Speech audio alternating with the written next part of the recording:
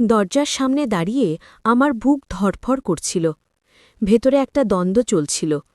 যদি রাফি ভাই ভুল ভাবে, যদি ভাবে আমি ইচ্ছে করেই এলাম। তবু ভয় আমাকে বাধ্য করল। ধীরে ধীরে দরজায় টোকা দিলাম।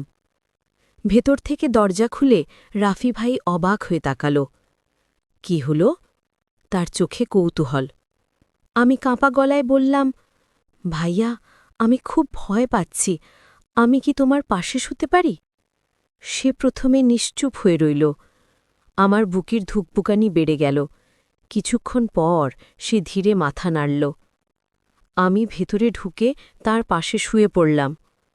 প্রথমে শুধু স্বস্তি লাগছিল, মনে হচ্ছিল আমি একা নই, কিন্তু ধীরে ধীরে অন্য কিছু ঘটতে শুরু করল।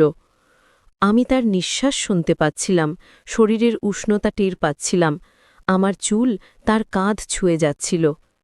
আমি অজান্তেই একটু সরে গেলাম তার দিকে। হাত প্রায় ছুঁয়ে যাচ্ছিল তার হাতকে। বুকের ভেতর যেন ঢেউ খেলে যাচ্ছিল। আমি বুঝতে পারছিলাম, রাফি ভাইও অস্থির। তার বুক দ্রুত উঠানামা করছিল। ঘরের ভেতর নীরবতা থাকলেও অদৃশ্য এক শক্তি আমাদের একে অপরের দিকে টেনে নিচ্ছিল। আমার মনে হচ্ছিল, এই মুহূর্তে যদি সে আমায় কাছে টেনে নেয়, আমি আর না বলতে পারব না। আমার নাম তামান্না। আমি এখন ক্লাস 10-এ পড়ি। আমাদের গ্রামের মানুষ আমাকে সবাই চেনে। কেউ বলে আমি সুন্দরী, কেউ বলে আমি নাকি গ্রামের আলো। এসব শোনার সময় বুকের ভেতর লুকোনো লাজুক আনন্দ জেগে ওঠে। তবে আমার কাছে এসবের চেয়ে বড় কথা হল আমার বাবা। বাবা আমাকে চোখের মনির মতো ভালোবাসেন, আর তার স্বপ্ন হল আমি একদিন বড় হয়ে আমাদের পরিবারের ভাগ্য পাল্টে দেব। বাবা সবসময় বলেন, তুই শুধু মন দিয়ে পড়, তোর দায়িত্ব পড়াশোনা, বাকিটা আমি সামলাব। আমি জানতাম বাবা অনেক কষ্ট করেন, জমি বেশি নেই, মাও শরীর খারাপ করে থাকেন মাঝে মাঝে। তবু বাবা আমাকে স্কুলে পাঠিয়েছেন, প্রাইভেট টিউটর রেখেছেন, শুধু আমার ভবিষ্যতের জন্য। আমার সেই শিক্ষক রাফি ভাই। বয়সে খুব বেশি বড় না, 2 বছরের মতো পার্থক্য হবে। গায়ের রং ফর্সা না হলেও তার চোখে শান্তির ঝিলিক থাকে। গ্রামের অনেক মেয়ে ওকে দেখলে চোখ ফেরাতে পারে না, কিন্তু রাফি ভাই এমন যেন এসব কিছুই দেখেন না।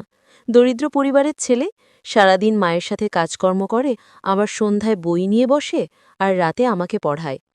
প্রথম দিনগুলোতে আমি তাকে কেবল শিক্ষক হিসেবেই দেখতাম, কিন্তু অজান্তেই সময়ের সাথে আমার ভেতরে অন্যরকম অনুভূতি জন্ম নিল।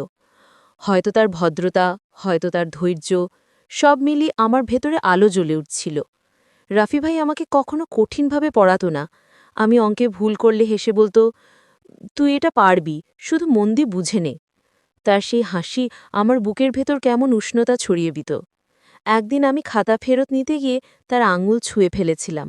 খুবই সামান্য স্পর্শ, কিন্তু কেন জানি মনে হলো বুকের ভেতর ঢেউ উঠেছে। আমি এসব কাউকে বলতে পারতাম না। বন্ধুদের বললে তারা হয়তো খেপাত, বাবা মা জানলে রাগ করতেন। তাই নীরবে আমি নিজের ভেতর সেই অনুভূতি লুকিয়ে রাখতাম। একদিন হঠাৎ বাবা শহরে যেতে হলো মামার কাজে। মাও তার সাথে গেলেন। যাবার আগে বাবা বললেন, তুই কয়েকদিন রাফিদের বাড়ি থাক, ওর মা আছে, পড়াশোনাও হবে। আমি রাজি ছিলাম না, কিন্তু বাবার কথার বাইরে যাবার সাহসও ছিল না। প্রথম কয়েকদিন সব স্বাভাবিক ছিল। সকালে স্কুলে যাই, বিকেলে পড়া, রাতে খাওয়া, সব নিয়ম মাফিক। রাফির মা ছিলেন, তাই তেমন অস্থিস্থির হয়নি। কিন্তু তৃতীয় রাতে সব কিছু বদলে গেল। সেদিন রাতে রাফির মা পাশের গ্রামে এক অসুস্থ আত্মীয়কে দেখতে গেলেন। আমি একা হয়ে পড়লাম। বাড়িটা হঠাৎ করে অদ্ভুত নীরব হয়ে গেল। চারপাশে কেবল ঝিঝি পোকার ডাক, দূরে কুকুরের হাউমাউ শব্দ, বাতাসে তালপাতার ফাঁক দিয়ে হুহু শব্দ আসছিল। আমি শুয়েছিলাম, কিন্তু ঘুম একেবারেই আসছিল না। মনে হচ্ছিল জানালার পাশে কেউ দাঁড়িয়ে আছে। বুক ধড়ফড় করতে লাগল। ভয় পেয়ে গেলাম। অনেকক্ষণ সহ্য করার পর ধীরে ধীরে উঠে দাঁড়ালাম। টিপ টিপ করে রাফির ঘরের দিকে এগোলাম। আর হ্যাঁ বন্ধুরা, আরেকটা কথা, এই গল্পটার পরের পার্ট পেতে আমাদের এই চ্যানেল সাবস্ক্রাইব করে রাখবে, যেন পরের পার্ট আমরা ইউটিউবে আপলোড দিলে তোমাদের কাছে নোটিফিকেশন পৌঁছতে পারে।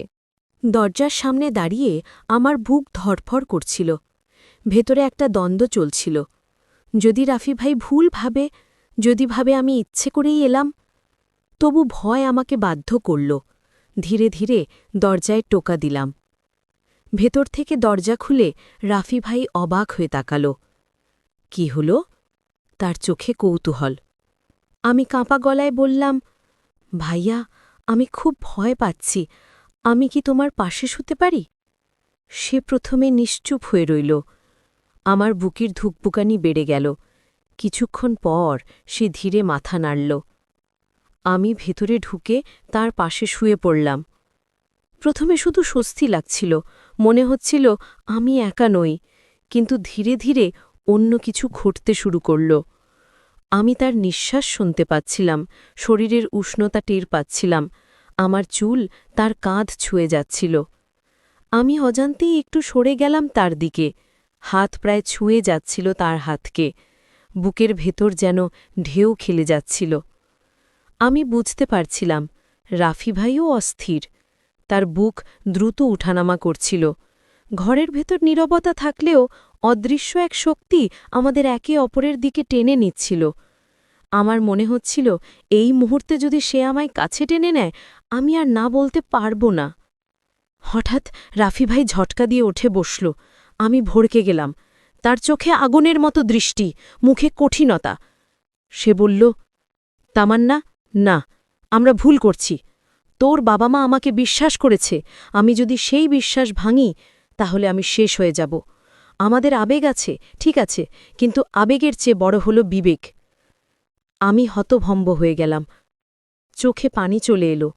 ফিসফিস করে বললাম, তুমি যদি আমায় না থামাতে আমি হয়তো ভেসে যেতাম। আমি ভেবেছিলাম ভয় থেকেই তোমার কাছে এসেছি, কিন্তু না, আমার ভেতরে অন্য কিছু ছিল। তুমি আমাকে বাঁচালে। রাফি মাথা নিচু করে রইল। তার চোখে আমি দেখলাম সে নিজেকেও আটকাচ্ছে। সেও হয়তো চাইছিল, কিন্তু বিবেক তাকে থামাচ্ছিল। আমরা আর কোনো কথা বলিনি। আমি ধীরে ধীরে উঠে গিয়ে নিজের বিছানায় শুয়ে পড়লাম। সকাল হল। বাইরে সূর্য উঠল, চারদিক আলোয় ভরে গেল। গ্রামের মানুষ তাদের কাজ শুরু করল। কিন্তু আমার ভেতরে গভীর পরিবর্তন ঘটেছিল। আমি বুঝলাম আবেগ কখনো কখনো আমাদের অন্ধ করে দেয়, কিন্তু বিবেকই আসল আলো। সেদিন রাতে রাফি ভাই শুধু আমাকে একটি ভুল থেকে বাঁচায়নি, বরং শিখিয়েছে জীবনের সবচেয়ে বড় শিক্ষা। হয়তো আমার ভেতরে এখনও তার প্রতি টান আছে, কিন্তু আমি জানি সে একজন মহান মানুষ। আমার কাছে সেই রাতের শিক্ষা একটাই, আবেগ বড়, কিন্তু বিবেক তার থেকেও বড়। সেই রাতের ঘটনা আমাকে এক নতুন জগতের সঙ্গে পরিচয় করিয়ে দিয়েছে। সকাল হলেও আমার মন শান্ত হয়নি। রাফি ভাইয়ের দৃষ্টি, তার শব্দ, তার সিদ্ধান্ত সবকিছু ভেতরে বাজছিল যেন অদৃশ্য ঢেউ। আমি স্কুলে গেলাম, কিন্তু কেবল বই পড়াই আমার কাছে অপ্রয়োজনীয় মনে হচ্ছিল। মন সবসময় সেই রাতের দিকে ঘুরছিল। রাফি ভাইও অন্যরকম আচরণ করছিল। প্রথম দিকে তার মুখে কোনো পরিবর্তন ছিল না, কিন্তু মাঝে মাঝে চোখে হালকা বিবেকের দাগ দেখা যেত। আমাদের মধ্যে কোনো সংলাপ হয়নি সেই রাতে, কিন্তু নীরবতায় সবকিছু বলার চেষ্টাই হয়েছিল। বিকেলে আমরা পড়া শুরু করলাম, অঙ্ক, ইতিহাস, সবকিছু, কিন্তু মনটা বইয়ে কম, রাফির নীরবতায় বেশি। আমি তার দিকে তাকাই। সে চোখে চোখ রাখে না, শুধু খাতা ঘেঁষে কিছু লেখে। হঠাৎ তার হাত আমার কাঁধে লেগে গেল। আমাদের দুজনেরই চোখ বড় হয়ে গেল। ও, খুব আলতো হলো, আমি ফিসফিস করে বললাম। সে ধীরে কাঁধ সরাল, কিন্তু চোখে কিছু অজানা অনুভূতি থেকে গেল। মনে হচ্ছিল আমরা দুজনেই ভেতরে ভেতরে টানাপোড়নের মধ্যে আটকে আছি, কিন্তু কেউ কিছু বলছে না। পরদিন স্কুলে পরীক্ষার প্রস্তুতি শুরু হলো। রাফি ভাই খুব মন দিয়ে আমাকে পড়াচ্ছে। তার চোখে সেই আগের গভীর দৃষ্টি, কিন্তু আবারও সেই কখনো আবেগ প্রকাশ করে না। আমি বুঝতে পারছি সে নিজের আবেগকে নিয়ন্ত্রণ করছে। আমার ভেতরও এক অদ্ভুত আবেগ জন্ম নিয়েছে, আকর্ষণ, কৌতূহল, কিছুটা লাজুকতা। কিন্তু আমি চেষ্টা করি বইয়ের প্রতি মন দিতে। একদিন আমরা পাশের গ্রামে ঘুরতে গেলাম। গ্রামের ছোট ছোট নদী, পুকুর, সবুজের মাঝে আমরা হাঁটছিলাম। হঠাৎ তার হাত আমার হাতের কাছে গেল, কিন্তু স্পর্শ হল না। আমাদের দুজনেরই চোখে অজানা আলো। এখানে বাতাস কত ভালো, আমি বললাম। সত্যি, সে বলল, চোখ মুছছে মা। আমরা দুজনেই জানতাম আমাদের আবেগ আছে, কিন্তু সেটাকে নিয়ন্ত্রণ করতে হবে। একদিন বাবার প্রয়োজনীয় কাজে আমাকে শহরে নিয়ে যাওয়া হলো। রাফি ভাইকেও নিয়ে আসা হয়নি। শহরে সবকিছু ভিন্ন, সড়কের ভিড়, গাড়ির শব্দ, মানুষ, দোকানপাট।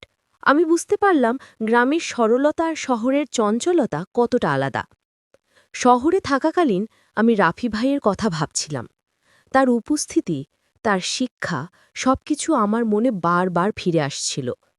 শহরের এক অচেনা জায়গায় দাঁড়িয়ে আমি অনুভব করলাম আমার ভিতরের আবেগ এতটাই গভীর যে শুধু তার সঙ্গে সময় কাটালে হয়তো শান্তি মিলত। গ্রামে ফিরে আসার পর আমি রাফি ভাইয়ের সঙ্গে আবার দেখা করলাম। আমরা একসাথে বই পড়তে বসেছিলাম। সেই নীরবতা, সেই চোখের খেলা আবার শুরু হলো। কিন্তু এবার ভিন্ন। আমরা দুজনেই জানি আমাদের আবেগ আছে, কিন্তু আমরা বিবেকের পথ ধরছি। আমি বুঝলাম এই আবেগকে নিয়ন্ত্রণ করা মানে শক্তিশালী হওয়া। রাফি ভাই শুধু শিক্ষক নন, তিনি জীবনের শিক্ষাও দিয়েছেন। দিন যত যাচ্ছে আমি আরও সচেতন হচ্ছি। রাফি ভাইয়ের প্রতি টান আছে, সেটা অস্বীকার করা সম্ভব নয়। কিন্তু এখন আমি জানি আমাদের আবেগকে নিয়ন্ত্রণ করে জীবনের সঠিক পথ ধরাই বড় শিক্ষা।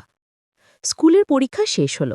রাফি ভাই বলল, তুই খুব ভালো করেছিস, পড়াশোনার দায়িত্ব নিয়েছিস, জীবনে আরও বড় কিছু করার ক্ষমতা আছে তোর।